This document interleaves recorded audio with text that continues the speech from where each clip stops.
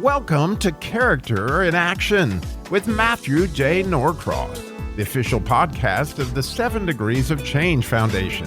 Come journey with us on the real-life stories of character in action. And now here's your host, Matthew J. Norcross. Welcome to Character in Action. I'm Matthew J. Norcross. Now, for those growing up in the city of High Point, North Carolina, you've probably heard of Phoenix Academy, a public charter school located in the city. For over 25 years, it's been helping students build successful futures for when they become adults and build character along the way. And personal story, it's a family affair. Now, today's guest is their co-founder, Kim Norcross, who has 4 decades of experience in education, business, and psychology. This diverse background gave her a deep bench of knowledge to finance and co-found Phoenix in 1997, converting it to a charter in 2000. Before passing the torch last year, she grew the school with a closely knit family culture to nearly 1,300 students, housed in over 100,000 square feet on 3 sites. She has 2 adult children, including yours truly, and she joins us now here in the studio. Mom, thanks for being on Character in Action. Well, thanks, Matthew. I appreciate it. Now, you're here because you're a living example of character in action. And before we get started, can you please tell our listeners more about yourself? Well, I'm a businesswoman. I'm a mother. I'm a wife. I am an educator. I was a superintendent for 25 years. And your dad and I had a business prior to that. That was FF&E Transportation, which I remember was that. Hospitality industry. So I came with a lot of background before doing a charter school. It wasn't just one of those things where I said, okay, let's just build a charter school. It takes a lot of background knowledge in order to do those kinds of things. But it was also a passion because, one, I wanted to help children. I always had. Even as a little girl, I used to play school in my basement. You used to play school in your basement? I did, and it was my passion. I wanted to be an educator. So I went to school. I got my degree in education from K through 6. I had a teacher's license for North Carolina. And then I decided to go back and become an administrator. And I became an administrator superintendent for Phoenix Academy, which I was there for as the founder and set up all the programs there. And we had a large increase in all the buildings. So we went from one small school to 3 schools that housed about 1,300 at the end of my career. That's amazing. I retired last March, and since then I've just been helping. I consulted with NHA. That's the National Heritage Academies. National Heritage Academies is the company that came in and started the management of the school as I walked out, and we helped them get situated and get started for the next 25 years. Yep. Every job that I had in the past brought responsibility that helped me form the school and, set it up one step at a time. So, Mom, this is Robbie. So, your other adult, no, I'm just kidding. So, I know there's a story that I'm very interested in, like, you guys sent Matthew to school. Mm-hmm. Yep. And something happened there that must have been terribly disappointing. It absolutely was. And you guys were birthed to vision. And so can you tell us that story kind of, from your point of view? Obviously, I don't want to throw any stones, but just to see what happened and how Phoenix really came about. Well, when Matthew was about 2 years old, he had seizures and ended up having diagnosis of PDD-NOS, which means I don't know really. I just know things are off. Right. And so we had him tested all through school. He never showed up as autistic or Asperger's when he was in school. He just had a very difficult time. It was thought that he may have high-functioning Asperger's, but when he was tested, it never showed up until he was an adult. And then we realized, yes, we were right all along. So we had to start out when he was little doing about 40 hours worth of one-to-one. I went to the person that was in charge of UNCG and at speech therapy, and she helped sit on our board and helped me with her graduate students, which is still in place today, 25 years later with UNCG. And she's one of my inspirations for the character Jackie. Yes, Jackie. She was the one that I went to. And Jackie was a real help to me. She allowed her students, and I think she learned Matthew along the way when he was a little boy. So we started that speech therapy when he was about 3.5. And I scheduled one-to-one assistants, her students, instead of a regular speech therapist, to come in and work with Matthew. I scheduled about 40 hours a week, and I got about 25, when it came down to actual, because things come up and people aren't there. Sure. So, and Matthew just looked at it like it was playing, but he learned a lot. And the key to Asperger's and autism is when you start really young. Really? Yeah. So he started out hard and fast when he was a little boy, learning things with speech therapists. And I think that's why he has no Southern dialect. Yep. So, But so you start out with him young, but how did that birth Phoenix? Well, how it birthed Phoenix was when we got to the point where it was time to go to school. I looked at the offerings that he had, and he had a really hard time. Even in preschool, I had to hire somebody to go with him one-to-one. yeah. And I thought, this is ridiculous. I'm paying somebody, by the hour to go to school with my preschooler. And I was a teacher, but you can't teach your own kids all the time. It's one of those things they have to learn from others around them. Mm-hmm. And so anyway, we looked at the options, and they were not viable options because we knew Matthew was extremely smart. We took him to Rush Presbyterian and had a whole day's worth of psychological tests, and we took him to doctor after doctor after doctor. The one thing I did not do is pass on my information to the next doctor because I wanted an unbiased opinion. Right. And so when we went to Rush Presbyterian, they told us that they thought, after looking at our daughter, because she had a reaction from her shots and he had a reaction from his shots, that's one of the things that's kind of perseverated the seizures, that they thought that he had lost his hearing in a seizure that we didn't know about, just like my daughter had one that we did know about, and I had to do CPR on her. And then once that happened, it was his hearing that, he did not even turn to a cowbell when he was 2. They would do a cowbell, and I had another speech therapist that did a fire engine, Right. really loud. Cowbell, He fire engine. He didn't even turn. Wow. So what they said from Rush Presbyterian is that they thought his hearing went out and that it was regenerating. Because when he was little, he would sit and hold his hands over his ears and make like a crackling noise. And they said that was like trying to fine tune into a radio station, that his hearing was regenerating, and that was the sound coming from it. Well, all that made perfect sense. So then I stopped my search because I felt like that is perfect. That just makes everything understandable. Right. So the doctor that we had was from Spain, and he was going back to start his own clinic. And he even made the comment that I don't know why people in America don't want to say it, but it states right on the form that you sign when your children get shots that it can cause damage.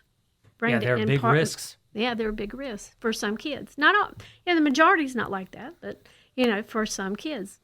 Unfortunately, I think that was our family because it was 100% in our household when my daughter had it and had a seizure and had to have CPR.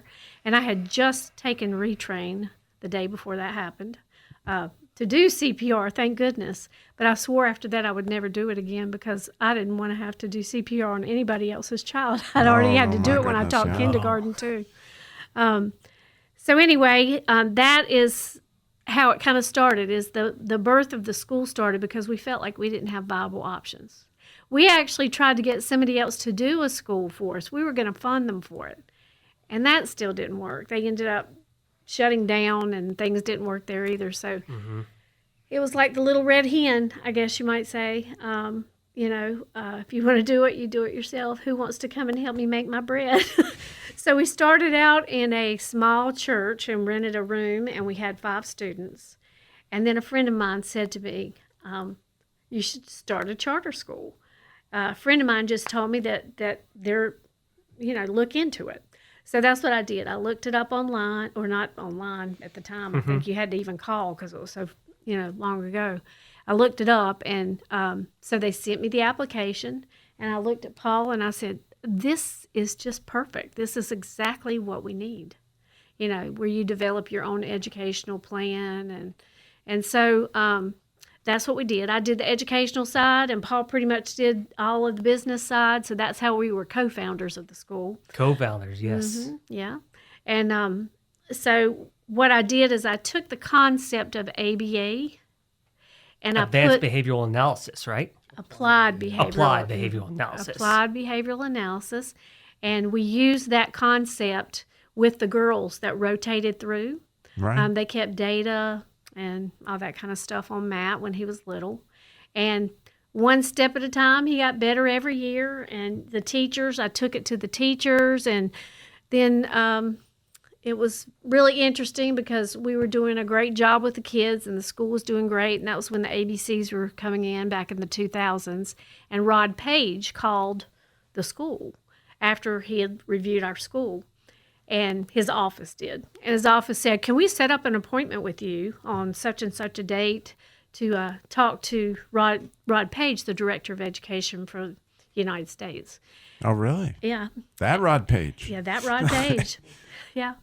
So I interviewed with him the day he called, and quite frankly, I was so naive, I really didn't think anything of it. I was just telling people what we were doing. I was more into it because I wanted it put into schools so people did not have to pay $30,000 a year in order to tutor their kids, that this could be something that could help. So now all of the curriculum that you see, for the most part, while I was teaching the little school, people were making millions off of the concept that went into public schools. And I was also given a letter from June Atkinson acknowledging that we brought PBIS into the public schools, something that's really worked for kids, and it continues to work for kids. And now you see it in the curriculums of most. The girl that I've trained for 23 years that also worked with Matthew when he was little, she said, I just went to a training, and I can tell you that people made millions while we were sitting at that school with PBIS, because it's all in all the curriculums now that are taught. It's really about positive reinforcement. And everybody is good at something.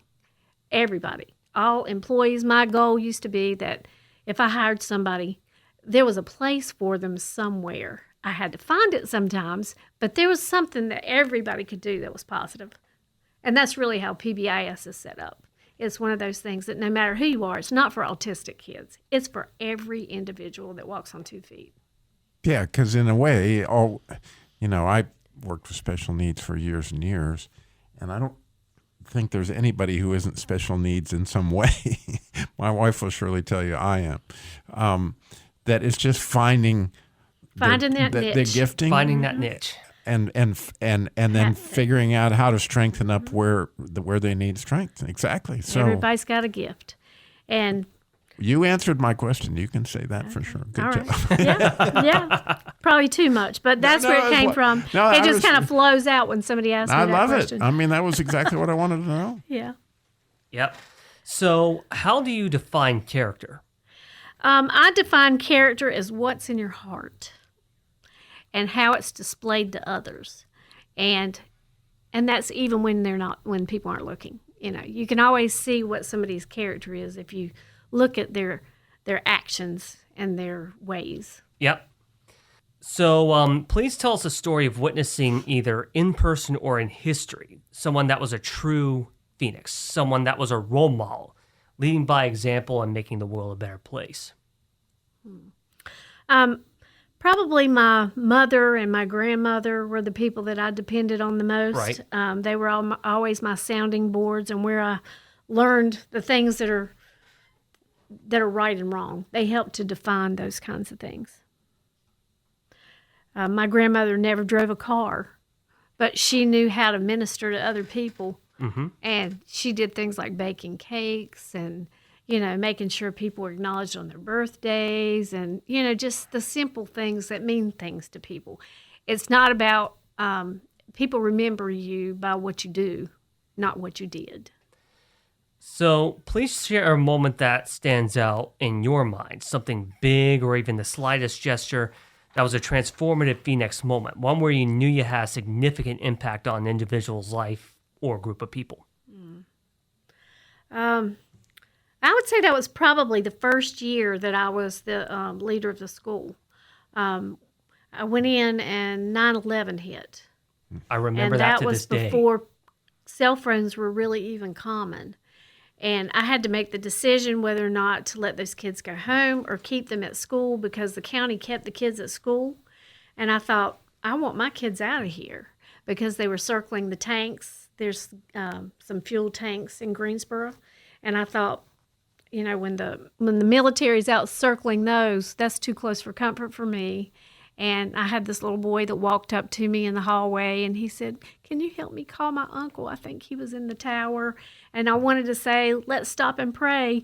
But because public schools are prohibited from that kind of thing, I could not do that. So we just kind of held his hand and, told him it would be okay and that we would get his mom. And, it's a real touch and go Was kind his of thing. uncle in the tower? I'm not sure. It was just chaos that day, and he ended up going home, and I don't remember that part. I don't think he got killed or anything. I think he was just paranoid because he lived in New York. Oh, that is just gut-wrenching to think about. Yeah, that's one of the things. I've had so many over the last 25 years. It's kind of hard to pick one, but that one does stand in my mind because it was a decision I had to make that day. And I was not prepared because I was not in the job very long. It was one of those make or break moments. Yep. So let's. One of my favorite traits is respect. And this is a very crucial trait, as I've said many times before, in business and in life. And my question to you, as the co-founder of one of the largest charter schools in North Carolina and a mother, How do you think we can rekindle the trait and lost art of respect today? Well, I think we have to give respect in order to gain it. And then I was trained through one of the best conferences in the world called Learning in the Brain in New York City a few years ago. And we really need to cut technology off. Yeah. It's one of those things that we have got to pare it back. And because every time someone picks up a phone or a device of any kind, there's a section in the brain that carries the social stimulation that cuts off totally. It absolutely has no function whatsoever going on at the time you've got a device when you pick it up. I was at the school for 25 years, and at the beginning of the school, I can remember kids coming in every morning saying, good morning, giving you eye contact, and did not have a phone in their hand. And as time went on, it got worse and worse and worse. And at this point in time, you have to stop people and ask them to look at you. It's no longer just an automated thing. And I remember we went out for dinner one night with a lady from China, and I asked her, I said, why do the kids come here to America for education? Because we know they're already so smart. It's not for the education in America. And she told me that it's because we had the gift of speaking, that our kids could stand up and disseminate information. And unfortunately, I feel that now our kids can't do that like they used to because they have lost that art because the phone has taken over and that part of the brain is no longer stimulated like it used to be. Yeah, I can definitely see where you're going. It's become a social problem worldwide. And this gentleman, he was Eric Kandel was his name. He was a Nobel Prize winner. He stood up there at 90 and discussed this and showed us brain scan after brain scan after brain scan and told us that he had to get out of his academia circles in order to disseminate this information to educators to get them to understand that we have to pare back. Well, we were in the process of paring back, and 9/11 hit in March to get it out. COVID. I said that again. And COVID hit. 9/11 was what I was talking about a while ago. COVID hit in March, and every kid in the United States then had a computer, and there was a gateway into every household there was. So it was very discerning because it was one of those things that we were going to take it out of K3 at least while the brain's still developing. And it's just eroding society. Unfortunately, devices are a competition too, like Netflix. Now they put that little box in the corner And Netflix, they told us at that conference, does not compete against anyone. They compete against sleep, because they figure if you watch 3 episodes, you'll get hooked and you will watch them all. So it's sad that we live in that kind of world that we're, it's technology has gone too far with the pendulum. Everything kind of has to have a medium, and we're way over it at this point in time. So that's how I think we get respect back, is we're going to have to do some house cleaning before we can do anything.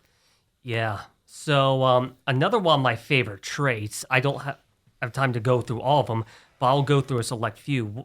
One of my favorite traits, besides respect, is trustworthiness.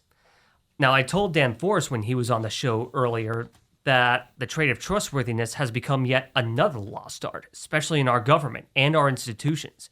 How do you define and live out trustworthiness? And more importantly, how do you instill it in others? Trust is one of those things that takes time. It's built on your word. It takes years to build it, and it can take an instant to take it away. I personally live out trustworthiness by being dependable and hopefully making others know that they can count on me for whatever they need. That's pretty much it for me. As a superintendent principal, if you can't, when I was sitting in the seat, if you couldn't count on what I was telling you that I would follow through with, then my word meant nothing. Mm-hmm. So another great trait that I really love is caring. How do you demonstrate caring as a leader of a charter school and a mother, and how do you recommend current and future parents to do the same? I think that if people just stop talking and learn to listen a lot more, and time is a gift that you can't get back. Mm-hmm. So it's truly giving people a gift, and they know that if you listen and you sit there, that you care, or you wouldn't take the time to do it. And they can tell by your body language whether you mean it. Mm-hmm. And another important aspect of being an educator is citizenship. And in your leadership for over 25 years, I'd consider you to be a good citizen. But what do you think it means as an educator to be a good citizen? Well, number one, as an educator, you're a role model. And that's the safety of your kids and how you act is one of the most important things you can do by being a role model to children. A good citizen follows laws. They follow what they need to do and positive actions. And they give back to their community, and most of the time they give more than they get. Yep. So finally, let's move on to empathy. How do you believe people across the state and the country should demonstrate empathy? And in your case, how did you demonstrate it? Well, one of the things that I feel that we need in this country is a passport for people in schools, and that they need to take trips to countries that are like Cuba. Or China. Or China. Going to places like that shows you what you have here in freedoms. But we don't do that. I mean, Cuba would be a great place because it's so close. Our family took a trip, you remember. Yep. We went to Cuba, and it is just so different. You actually see in action the differences from here to America. Mm-hmm. When you realize how you can be held back by a government, it makes you really think long and hard. You have to stand in somebody else's shoes to really understand empathy. The same thing happened when I used to do EC meetings, when I was the EC director. I would have to understand that some parents weren't going to be ready to hear the message that I had. And then it may take 4 or 5 months of meetings before they would really, truly understand. And that you can't push information down somebody's throat. They have to take it one little bite at a time, like how do you eat an elephant? One bite at a time. Yep. So what was the message you were trying to share with them that they wouldn't accept? A lot of times when they had learning disabilities, similar to like what Matthew had, it's one of those things. Because I walked in those shoes, I had empathy for those parents. Right. And understood that those kind of comments are not something that can be cold and callous. It's like going to a doctor and you hear a diagnosis of some sort and it's not one that's positive. It's one that puts a lot of work in front of them, and that they know they've got double the work and half the outcome a lot of times. How would you know the light came on? How would you know that they understood you? Oh, I could just tell. Yeah, I could just tell. A lot of times it was how they acted to me, their body language, and it goes back to trust, too. Because if they trust you, they're going to listen, and they're going to understand that you're there to help them. But if you just throw it out there and act like it's no big deal, then it's not going to be very palatable, and they're not going to trust you for anything that you have to say in the future. All right, my mother, Kim Norcross, thank you for joining us on Character in Action. It was an honor and a privilege to speak with you today. No, thank you, Matt. Enjoyed it. And thank you, Robbie. Oh, awesome. Just what an awesome story. I'm honored to really, hear how God, did some amazing things. It was all with it. God's will, every bit of it. Yep. It was always his school. It wasn't mine. I told him I'd stay there until he told me I didn't need to. That is You awesome. gave me that message. Thank you for listening. And always remember, everyone can be a phoenix.